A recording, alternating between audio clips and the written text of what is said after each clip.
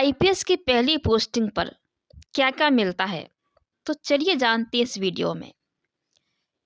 भारतीय पुलिस सेवा आईपीएस का पद भारत के सबसे प्रतिष्ठित और सम्मानित सरकारी पदों में से एक है। यह पद न केवल अधिकार और शक्ति के साथ आता है, बल्कि समाज की सेवा करने और कानून व्यवस्था बनाए रखने की जिम्मेदारी भी होता है।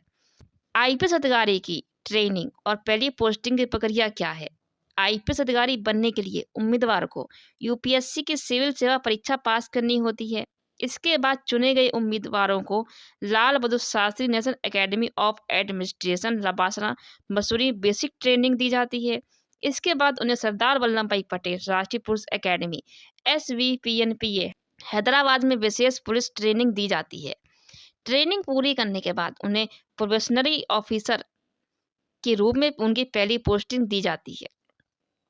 ट्रेनिंग के बाद आईपीएस अधिकारियों को district superintendent of police SP के पद पर तैनात किया जाता है।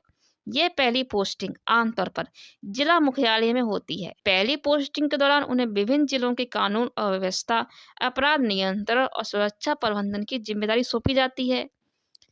पहली पोस्टिंग पर आईपीएस अधिकारियों को आमतौर पर एसपी या एडिशनल एसपी के रूप में नियुक्त किया जाता है। इस पद पर उन्हें जिले की कानून व्यवस्था को संभालने की पूरी जिम्मेदारी दी जाती है। इसके अलावा सैलरी पहली पोस्टिंग पर आईपीएस अधिकारियों को लगभग 70,000 से 1,50,000 प्रति माह वेतन मिलता है। इसके अलावा उन्हें विभिन्न भत्ते भी दिए जाते हैं, जैसे कि महंगाई भत्ता, यात्रा भत्ता, मकान किराया भत्ता। सरकारी आवास आईपीएस अधिकारियों को पहली पोस्टिंग पर सरकारी बंगला मिलता है। ये बंगला आमतौर पर जिले के सबसे सुरक्षित और प्रमुख इलाके में स्थित होता है। सरकारी वाहन पहली पोस्टिंग पर आईपीएस अधिकारियों को एक सरकारी वाहन दिया जाता है, जिसमें लाल बत्ती और ड्राइवर होता है। आमतौर पर उन्हें महिंद्रा स्कॉर्पियो, टाटा सफारी या टोयोटा इनोवा जैसी गाड़ियां भी दी जाती हैं। सुरक्षा गार्ड और कर्मचारी आईपीएस अधिकारी को सुरक्षा के लिए पीएसओ और चौकीदार दिया जाता है। इसके अलावा उनके घर और कार्यालय में क्लर्क, रसोइया, सफाई कर्मी की सुविधा भी दी जाती है। अन्य सुविधाएं जैसे कि फ्री मेडिकल सुविधाएं, सरकारी फोन और इंटरनेट, बच्चों की शिक्षा के लिए भत्ता, यात्रा के दौरान सरकारी गेस्ट हाउस का उपयोग।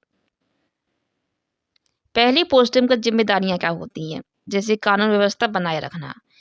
अधिकारी की सबसे महत्वपूर्ण जिम्मेदारी है कि वे जिले में कानून और व्यवस्था बनाए रखें।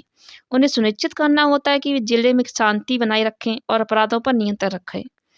आईपीएस अधिकारियों को अपराध की जांच और अपराधियों की गिरफ्तारी की जिम्मेदारी दी जाती है। उन्हें यह सुनिश्चित करना होता है कि अपराधियों को समय पर सजा मिले। अधिकारी को जिले में होने वाली महत्वपूर्ण कार्यक्रमों, त्योहारों और रैलियों के दौरान सुरक्षा प्रबंधन करना होता है। उन्हें यह सुनिश्चित करना होता है कि किसी भी प्रकार की हिंसा ना हो। कई बार अधिकारियों को विशेष ऑपरेशन का नेतृत्व करना होता है, जैसे कि आतंकवाद विरोधी अभियान, नक्सल विरोधी अभियान, ड्रग्स माफिया के खिलाफ कार्रवाई। पहली पोस्टिंग पर आने वाली चुनौतियां क्या हैं? जैसे कि राजनीतिक दबाव। अधिकारियों को अक्सर राजनीतिक दबाव का सामना करना पड़ता है। उन्हें अपने फैसले निष्पक्ष और ईमानदारी से लेने होते हैं।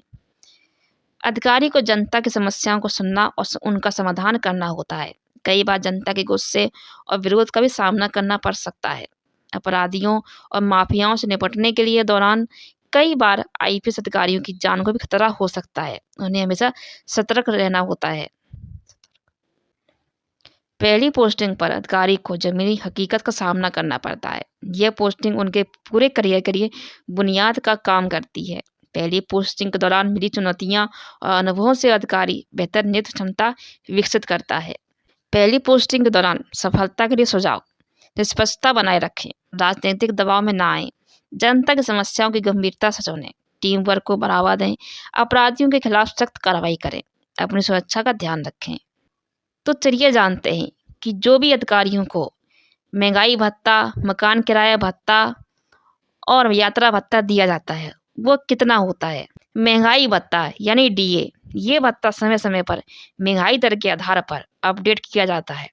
वर्तमान में ये 30% से 40% के बीच होता है। मकान किराया भत्ता, हाउस रेंट अलाउंस, यदि अधिकारी को सरकारी आवास नहीं मिलता है तो उन्हें मकान किराए के लिए HRA दिया जाता है। ये अधिकारी की पोस्टिंग की जगह पर निर्भर करता है। जैसे कि बड़े शहरों में 24%, मध्यम शहरों में 16% और छोटे शहरों में 8%। यात्रा भत्ता यानी कि ट्रैवल अलाउंस, अधिकारियों को आधिकारिक कार्यों के लिए यात्रा करने पर भत्ता दिया जाता है।